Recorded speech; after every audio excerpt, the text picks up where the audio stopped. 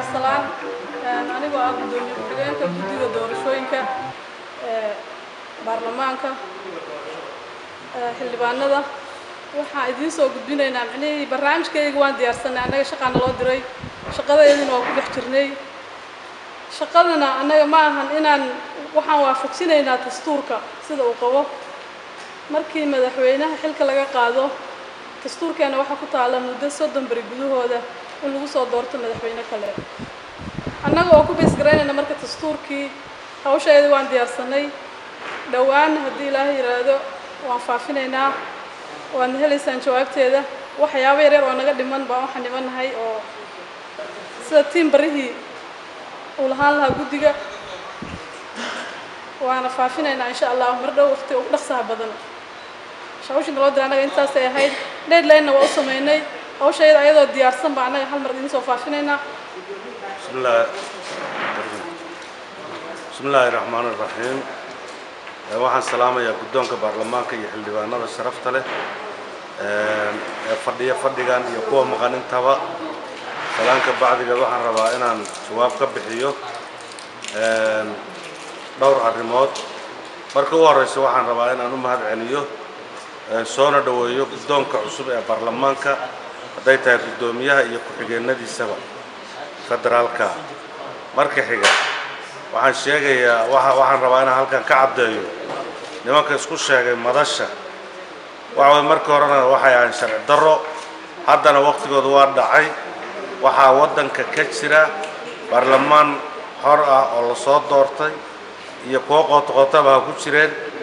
guddoonna waxa weeye way samaysteen waxa weeye maanta xilka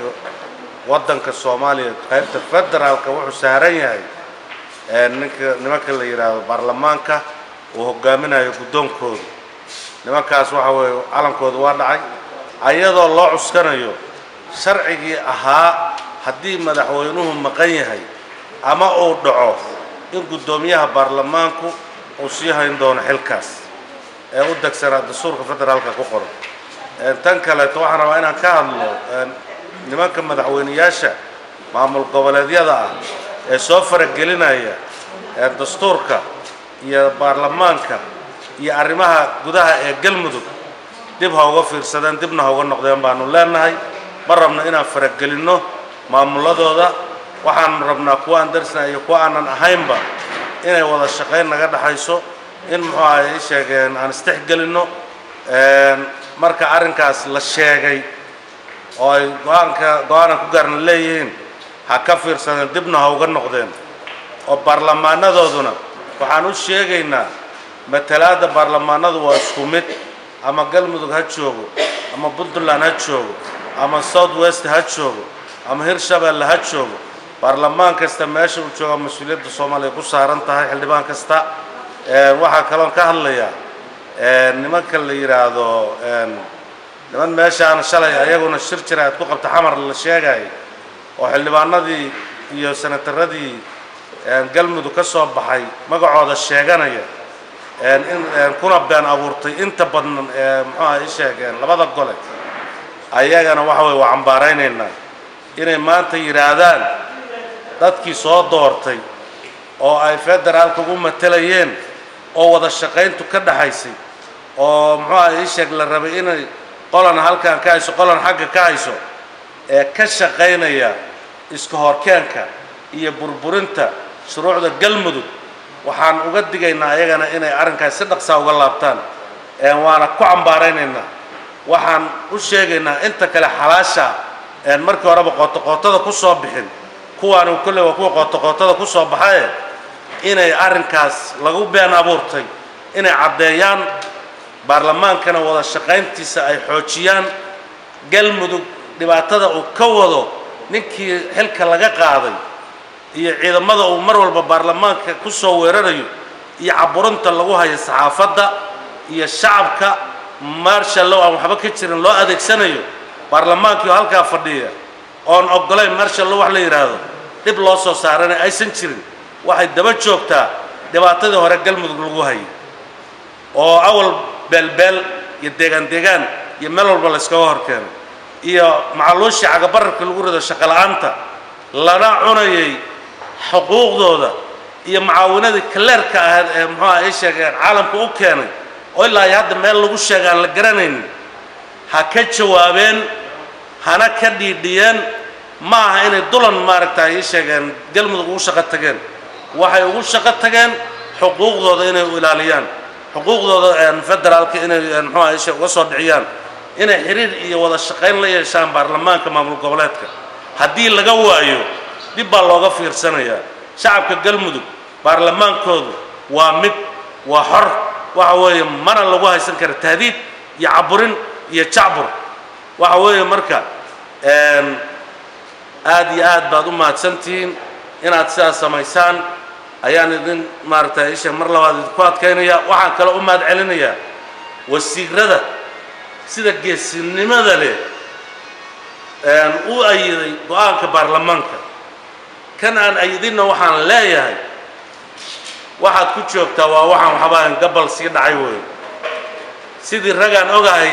ee federaalka wixii ku dhacay unbaa idinku dhici doono maantay waxay tahay arrintu meel loo wada jeeda oo shacabkii iyo baarlamaankii meel wada jeedaan ha ku dabaluminina sicid daraad dhintay caanihiisa ha raadinina ka mid noqda ummaddiinna kana raadsada dowladda soo socota xil musharaxiintana ka mid noqda soo tartama waana mahadsantii asalaamu calaykum waraxmatullahi wabarakatu xildhibaanada sharafta leh ee galmudug iyo guddoonka waa idin salaamayaa salaan ka bacdi waxaan rabaa halkan inaan uga faa'iidaysto laba qodob qodobka igu muhiimsan waxaa weeye wasiirkii arrimaha gudaha ee galmudug iyo wasiiru dowlihii wasaaradda qorshaynta wasiir ku-xigeenkii wasaaradda qorshaynta oo si nafhurnimo ah ula qaybsanaya baarlamaanka iyo shacabka galmudug in laga dul qaado dhibaatada haysatay ee ah madaxweynihii hore cabdikariin xuseen guuleed ee xilka laga qaaday waxaad moodaa waxaa maanta uu ku dhaqmayaahay inay ka muuqanayso oo ay fasir u tahay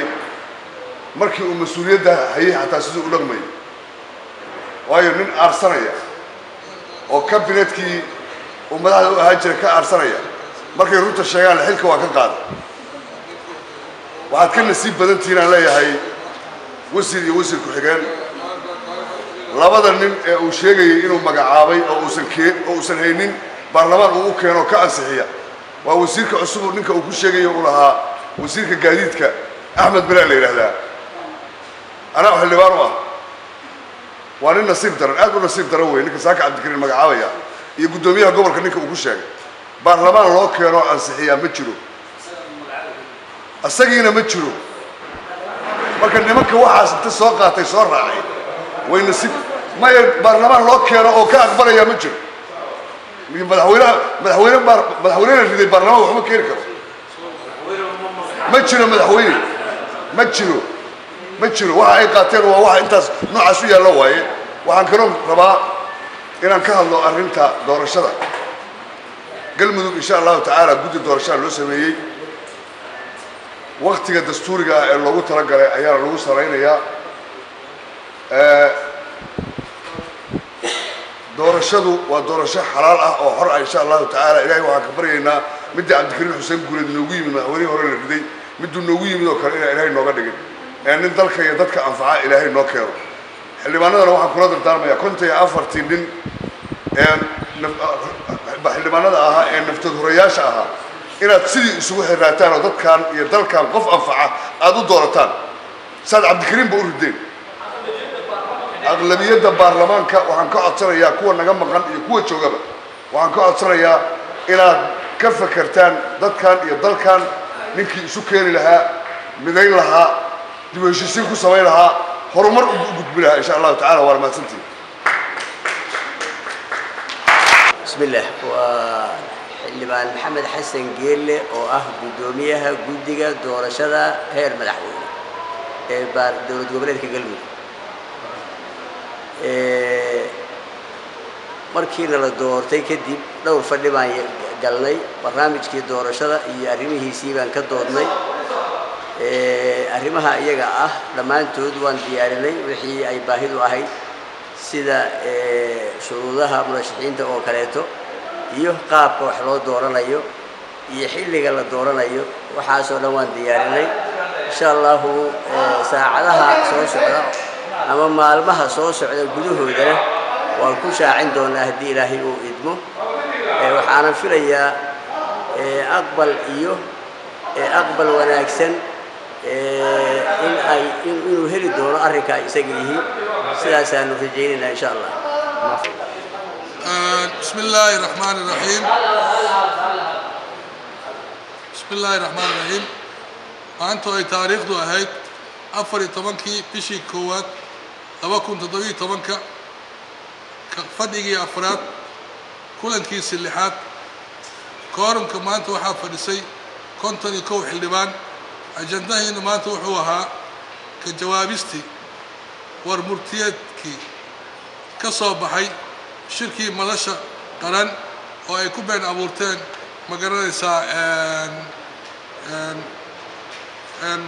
war murtiyeedkoodii taasoo hadda jawaabteediina la bixiyey iyo xog kala qaadashadii baarlamaanka sida howlahooda ugu socdaan iyo waxyaabihii u qabsoomay intaas ayaanu maanta kusoo gabagabaynay ka fadhigeennii waana ku mahadsantihiin shirkan waa noo xiran yahay